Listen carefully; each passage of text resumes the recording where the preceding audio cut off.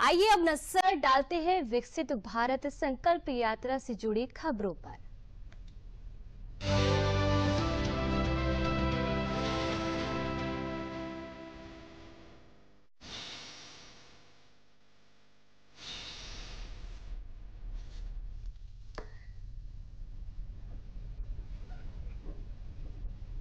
उप मुख्यमंत्री केशव प्रसाद मौर्य ने बाराबंकी के सिद्धौर मंडल के बंभोरा लोधी गांव में आयोजित विकसित भारत संकल्प यात्रा कार्यक्रम में बतौर मुख्य अतिथि शिरकत की। इस दौरान केशव प्रसाद मौर्य ने कहा कि विकसित भारत संकल्प यात्रा पीएम मोदी की गारंटी यात्रा है।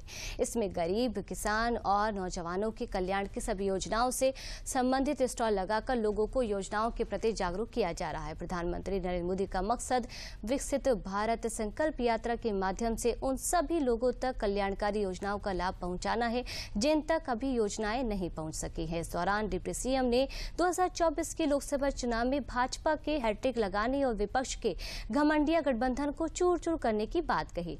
केशव प्रसाद मौर्य ने यूपी की सभी 80 लोकसभा सीटें जीतने का दावा भी किया।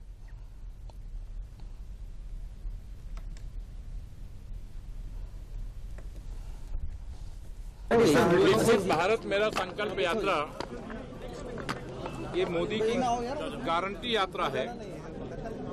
इसमें गरीब कल्याण की सभी योजनाओं का, किसान कल्याण की सभी योजनाओं का, नौजवानों के उज्जवल भविष्य की सभी योजनाओं का, गांव में किसी प्रकार की समस्याएं हैं उनके समाधान के दृष्टिकोण से, स्वास्थ्य संबंधी अगर किसी की समस्या है, स्वास्थ्य संबंधी यहाँ सारा स्टॉल भी लगाया जाता है जिसमें लोग अपनी समस्याएं यहाँ नोट करा सकते हैं।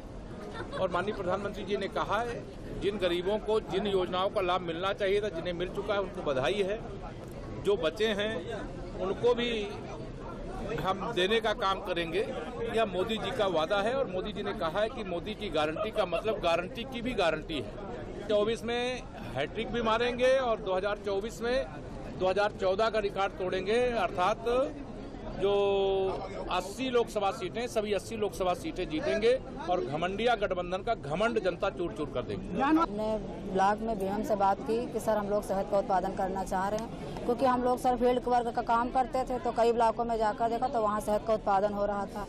इसीलिए हम लोगों ने भी सोचा कि शहद का उत्पादन करेंगे। तो हमारे बीएमएम से बात की तो उन्होंने कहा कि जो आप लोग शहद का उत्पादन करते हैं तो आप, फिर उन्होंने एक मीटिंग करी निमित सर के द्वारा, वो हमारे यहाँ वो हमको बताया, टेक्निकल सपोर्ट भी देंगे, उनका सहयोग भी रहा।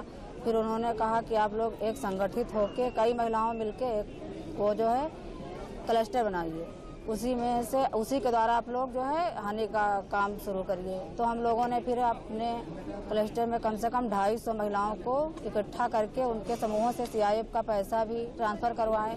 फिर हमने एक इंटीग्रेटेड फार्मिंग क्लस्टर का निर्माण किया। उसी के तहत सर हम लोग लगभग 300 डिब्बे हैं हमारे यहाँ जो उदौली गणेशपुर में रखे हुए हैं। इन्हीं में सर हम देख रेख करते हैं, इन्हीं द्वारा हम लोग शहद का काम करते हैं। सर एक बार शहद अभी निकला है थोड़ा बहुत और अगले हफ्ते निकलने वाला है।